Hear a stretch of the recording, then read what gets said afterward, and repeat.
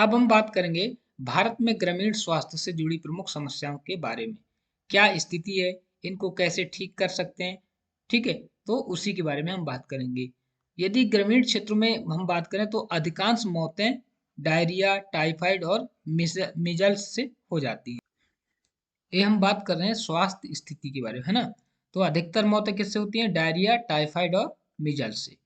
66% मरीजों को दवा उपलब्ध नहीं है ग्रामीण क्षेत्रों में। आप देख सकते हैं 66% मरीज ऐसे हैं जिनको दवा ही नहीं है। 31% ग्रामीण जनों को चिकित्सीय सेवा के लिए 30 किलोमीटर से ज़्यादा दूर जाना पड़ता है। ये भी एक बहुत बड़ी समस्या है।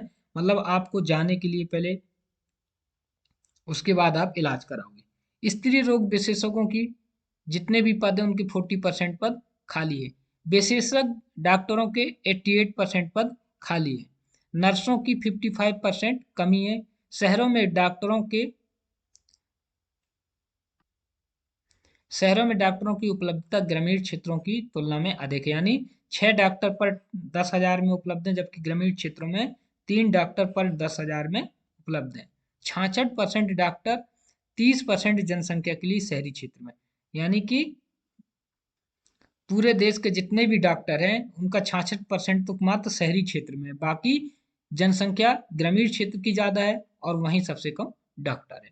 तो आपको इससे एक चीज स्थिति क्लियर हो रही है कि ग्रामीण क्षेत्रों में ज़्यादातर बीमारियों से मौत होना, मरीजों को दवाई उपलब्ध ना होना, डॉक्टरों की कमी होना, स्त्री रोग विशेषज्ञों की कमी होना, विशेषज्ञ डॉक्टरों की कमी होना। कहने का मतलब स्टाफ, चाहे वो सहायक स्टाफ हो, चाहे वो डॉक्टर हो, चाहे वो विशेषज्ञ हो, चाहे वो हॉस्पिटल हो, चाहे वो हॉस्पिटल में इंफ्रास्ट्रक्चर हो, ग्रामीण क्षेत्रों में सबकी स्थिति बदहाल है और कमी है। बस निष्कर्ष इसका यही है कि ग्रामीण स्वास्थ्य की स्थिति में यदि आपको ये परसेंटेज कुछ याद रहे तो बेहतर हो जाएगा, नहीं है तो फाइनल यही है कि इंफ्रास्ट्रक्चर जो भी स्वास्थ्य क्षेत्र का है, चाहे मानव संसाधन हो यानी डॉक्टर हो, विशेषज्ञ हो, नर्स हो, जांच की सुविधा हो, दवाइयाँ हो, बिस्तर वाले अस्पताल हो, सबकी ग्रामीण क्षेत्रों में कमी है। जो जनसंख्या है उसके अनुपात में इनकी उपलब्धता बहुत कम है। एक ग्रामीण क्षेत्रों में स्वास्थ्य सुविधाओं की हालत इतनी बुरी क्यों है? क्योंकि आधारभूत संरचना की कमी है। अब हर तरीके का आधारभूत संरचना है। चाहे आप परिवहन के लिए देख लो तो आने जाने की सुविधाएं नहीं होंगी तो गांव में कोई डॉक्टर रहना नहीं चाहेगा। गांव में एजुकेशन सिस्टम अच्छा नहीं होता तो उसके बच्चों को, उसके परिवार को रहने के लिए वहाँ ठीक से नहीं हो पाता। इसके अलावा स्वास्थ्य क्षेत्र के आधारभूत ढांचे की बात करें तो अस्पताल ही नहीं है, बिल्डिंग ही नहीं है। अस्पताल है तो उनमें बिस्तर नहीं है, उनमें सामग्री नहीं है, जांच किट नहीं है, स्टाफ नहीं है। ठीक है, विभिन्न प्रकार की जो मशीनें जांच के लिए चाहिए वो नहीं है। यदि सब कुछ है, दवाइयाँ नहीं है, तो आधारभूत संरचना की कमी है ग्रामीण क्षेत्रों में। भौगोलिक दूरी, शहरों से बहुत दूर होने की वजह से कनेक्टिविटी नहीं होती, जल्दी पहुंचा नहीं जा सकता, वहां रुका नहीं जा सकता, लाइट की कमी, पानी की समस्या। तो ये सारी समस्याएं भी ग्रामीण क्षेत्रों में स्वास्थ्य सुविधाओं को बदहाल बनाने के लिए जिम्मेदार हैं। प्रशिक्षित डॉक्टरों व सहायक स्टाफ की भी कमी, इतनी ज़्यादा प्रशिक्षित डॉक्टर या नर्स या सहायक स्टाफ नहीं है जो कि ग्रामीण और शहरी क्षेत्र में पैरेलल बराबर अपनी उपलब्धता सुनिश्चित कर सके। यदि शहरी क्षेत्रों में कम हो जाएंगे या ग्रामीण क्षेत्रों में, क्योंकि इतने डॉक्टर है ही नहीं कि दोनों जगह पर्याप्त हो, तो पद ही खाली रह जाते हैं। जागरूकता व शिक्षा के स्तर में कमी है। जागरूकता भी ग्रामीण क्षेत्रों में कई बार जो स्वास्थ्य संबंधित जो समस्याएं होती हैं वो जागरूकता के अभाव में होती हैं या शिक्षा के स्तर के कम होने में होती हैं।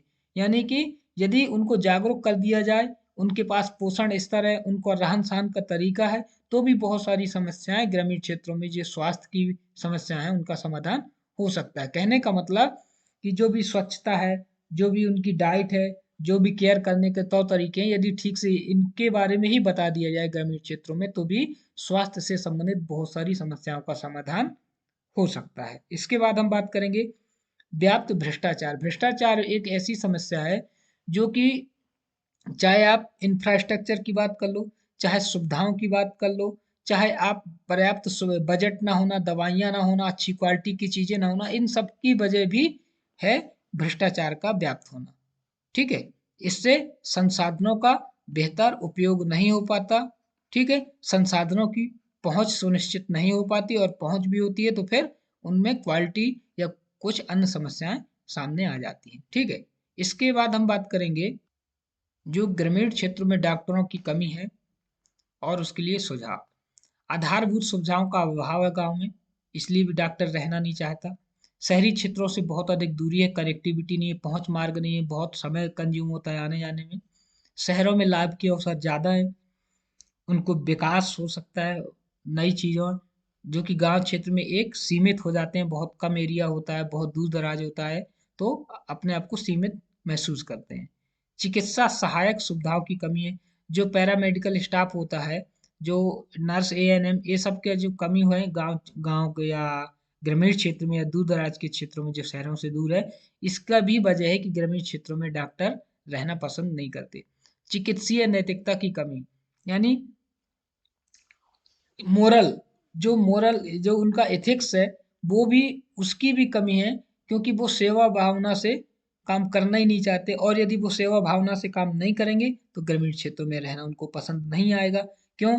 क्योंकि वहाँ चिकित्सा सहायकों की कमी है, इंफ्रास्ट्रक्चर की कमी है, लाभ के अवसर कम है, दूर दराज के क्षेत्र है, पहुंच मार्ग नहीं है, तो बहुत सारी समस्याओं के चलते साथ में उनमें नैतिकता की कमी, जो कि उनको ग्रामीण क्षेत्र में सेवा की भावना की कमी के चलते रहने के लिए प्रेरित नहीं करती। तो ये भी बहुत महत्वपूर्ण है कि ग्रामीण क्षेत्रों में यदि कोई सेवा भाव से रहना चाहे तभी आके यहाँ पे इन सुविधाओं को उपलब्ध करा सकता है। अब इनको हम सुझाव कैसे दे सकते हैं कि कैसे इसका समाधान हो? तो मोबाइल हेल्थ क्लिनिक, यानी चलित वाहनों से स्वास्थ्य सुविधाओं को हम ग्रामीण क्षेत्रों पे पहुंचा सकते हैं। इसके लिए हमें इंफ्रास्ट्रक्चर जैसे परिवहन और सड़क, ये बहुत बेहतर करना पड़ेगा, ताकि ग्रामीण क्षेत्र में शहरी जो अच्छे चिकित्सक हैं, मोबाइल वैन के माध्यम से ग्रामीण लोगों को उनकी सुविधाएं या उनकी सेवाएं उपलब्ध हो सके।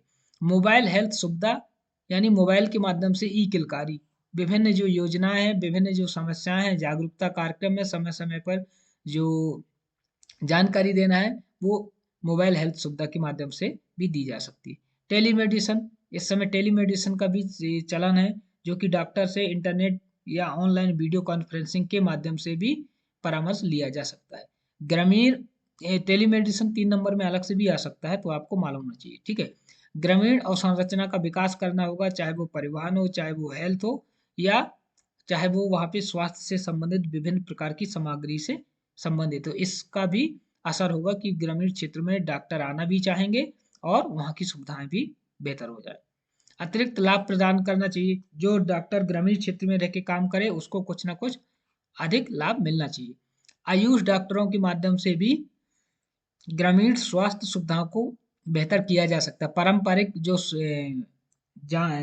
इलाज की जो पद्धतियाँ, उनके माध्यम से ग्रामीण स्वास्थ्य को बेहतर किया जा सकता है। चलित अस्पताल, मोहल्ला क्लिनिक जैसी अवधारणाएं भी ग्रामीण क्षेत्रों में वहाँ के स्वास्थ्य की स्थिति को ठीक कर सकती हैं।